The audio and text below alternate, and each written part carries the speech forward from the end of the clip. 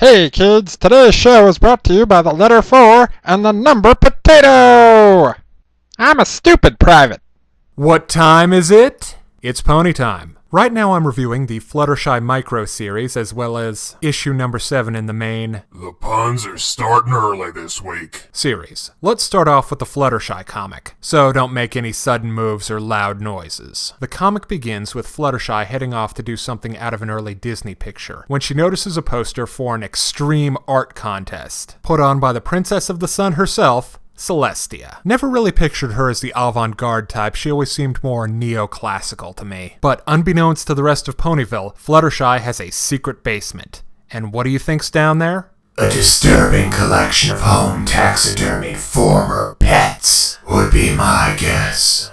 Mine too, but apparently Fluttershy is a knitting freak. And after some encouragement from Angel and donning a baggy sweater and a veil, Incognito Shy is off to enter one of her crocheted creations in the big swanky art contest. Unfortunately, the shy little Pegasus is about to come face to face with one of the darkest, most destructive forces in existence. An angry, pretentious art critic. The malignant force in question is named Praiser Pan, and he's the owner of the single best cutie mark ever. After demolishing the self-esteem of 3 aspiring artists, he and his gang of snobs, including Jet Set, Upper Crust, Fleur de Lis, Fancy Pants, and Rarity.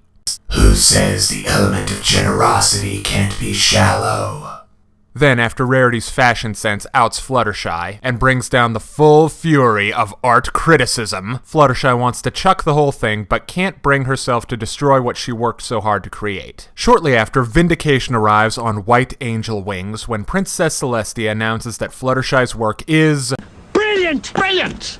And the comic ends with the main 6 donning Fluttershy's knitwear in celebration. This comic is enjoyable, but like a lot of the Micro series, it has its ups and downs. Since comics are a visual medium, let's start with the art. Oh, what's the matter, Private? Was it not avant-garde enough for you? I'll be gentle. The art style used by artist Tony Fleece is pretty close to the show, but it's still a little bit off. He does a good job with the standard mare body type sported by most of the cast, but some of the more exotic models don't fare quite so well. He also doesn't make enough use of the great expressions that have become a Friendship is Magic trademark, but they're still in there if you're looking. Story-wise, Fluttershy going up against her, well, shyness is well-trodden ground at this point, but I don't fault them for it. The art show idea is a fun twist. Incidentally, that's where you'll run into the best part of the comic, the humor. Standout obviously being Praiser Pan, but Fluttershy's knitting fetish and two-faced art lovers are good for a chuckle. Now it's time to separate the deep, tortured, and meaningful from the shallow, pedantic, and derivative for our final score. A charming sense of humor and a nice message about not listening to your critics are definite pluses, but they can't quite overcome the weakish art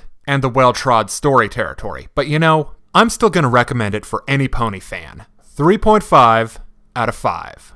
Now on to My Little Pony, issue number 7. The comic begins with Celestia making final preparations to defend Ponyville from the coming Shadow Demon onslaught. While she's making one of her airy-fairy speeches to the CMCs, the attack begins. Meanwhile, on the moon, Nightmare Rarity. Can't say it with a straight face, can ya? I mean, she's got the Elvira hair, and I'm just calling her the Nightmare from now on. So when the ponies aren't giving in to her Rita Repulsa-esque threats, the Nightmare lets her next-gen Erebus clones, seriously, they need like a zebra and a leather jacket or something, that would be so cool, go to town. With Invasion Ponyville in full swing, Twilight and company tell Luna to abandon the fight and save the town. So their star player benched, the fight ends with Spike pulling a Team Rocket and blasting off again, while the remaining 5 go directly to jail without collecting 200 bits, where they spend the rest of the comic reminiscing about life on the outside. Meanwhile, Spike is booking his little dragon across the Sea of Tranquility to the Nightmare's palatial Doom Fortress, and with the help of some chameleon moonslugs, he sneaks his way inside.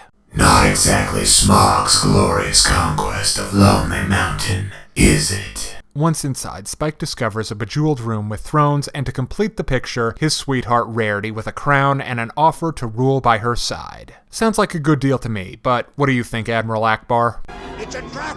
And that is why he's an admiral and I'm a private. That is one smart sushi roll. And the issue ends with the reveal that Rarity was indeed the evil Nightmare this whole time. This is our hero's darkest hour. Rarity seems lost to the wicked Nightmare, shattering the power of the elements of harmony, and the other ponies are locked in a dungeon on the dark side of the moon, leaving Spike at the mercy of the Queen of Darkness. This is definitely an improvement from the last issue. I suppose the Nightmare is one of those characters like Spitfire whose popularity I don't really understand, but I'm not going to let that taint my judgment on this issue. I rather prefer Nightmare Moon as Luna's dark side rather than an entirely separate entity. But I suppose the inner demons of an Alicorn princess could take on a life of their own. As always, the art of Amy Maberson is excellent, but the comic ends abruptly. That's just more a middle of an arc thing, not really anybody's fault, and if the cover of issue 8 is any indication, the return of Nightmare Moon will end with a blast. Luna at the head of an army of background ponies? Hell yeah. Now it's time to break down the good and the bad in issue number 7 and get the final score. Our heroines are in big trouble, but thanks to artist Amy, they're still sitting pretty. Strong story and strong art are here in spades. But an abrupt ending holds this issue back, but not much.